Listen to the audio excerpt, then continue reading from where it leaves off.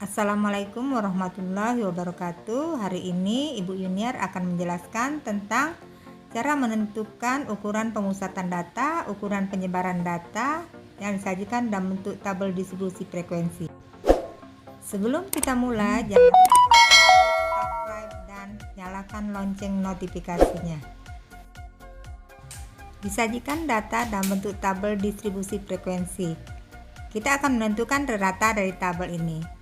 Langkah pertama yang kita lakukan adalah mencari titik tengah kelas interval, di mana titik tengah kelas interval itu adalah batas bawah ditambah batas atas dibagi 2. Dalam hal ini titik tengah kita lambangkan dengan X.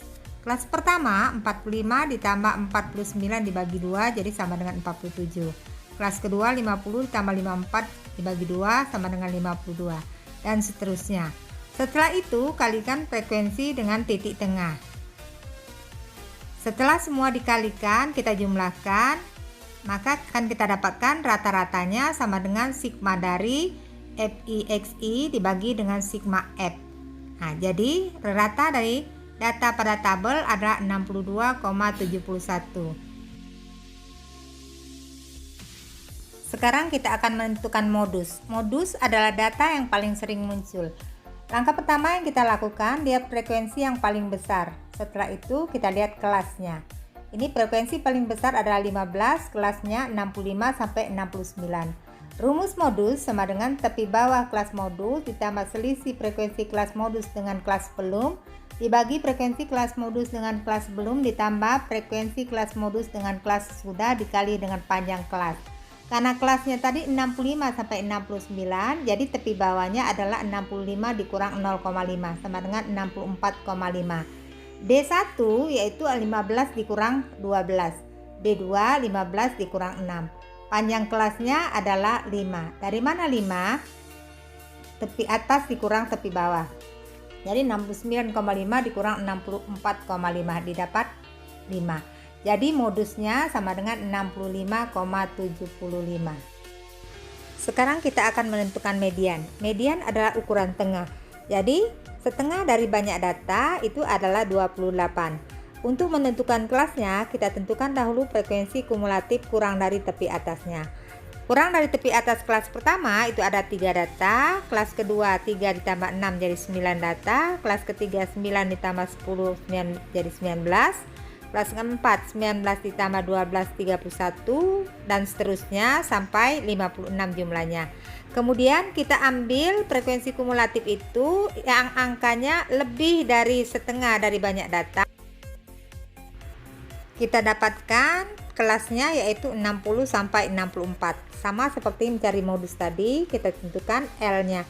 L adalah tepi bawah kelasnya. Jadi 60 dikurang 0,5 sama dengan 59,5.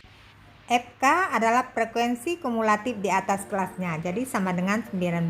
Sedangkan F adalah frekuensi kelasnya, sama dengan 12. Panjang kelas sama seperti tadi, tepi atas dikurang tepi bawah, jadi didapatkan 5. Setelah kita operasikan, kita dapatkan mediannya sama dengan 43,25. Sekarang kita akan mencari simpangan rata-rata. Kita cari harga mutlak XI dikurang X bar. Kemudian XI dikurang X bar kita kalikan dengan F. Hasil perkalian ini kemudian kita jumlahkan, kita bagi dengan banyak datanya. Kita dapatkan simpangan rata-ratanya 6,33. Untuk mencari simpangan baku, maka kita harus mencari ragamnya terlebih dahulu. Untuk mencari ragam, XI dikurang X bar tadi kita kuadratkan, kemudian kita kalikan dengan frekuensinya. Kemudian kita jumlahkan, hasil penjumlahannya kita bagi dengan banyak data. Kita dapatkan ragamnya adalah 3.371,4296 dibagi 56 sama dengan 60,2041. Jika nilai ini kita akarkan, maka akan kita dapatkan yang namanya simpangan. Demikianlah penjelasan tentang ukuran pemusatan dan ukuran penyebaran data yang disajikan dalam bentuk tabel distribusi frekuensi. Kita berjumpa kembali pada video berikutnya dengan materi menentukan ukuran pemusatan dan penyebaran data yang disajikan dalam bentuk histogram. Wassalamualaikum warahmatullahi wabarakatuh.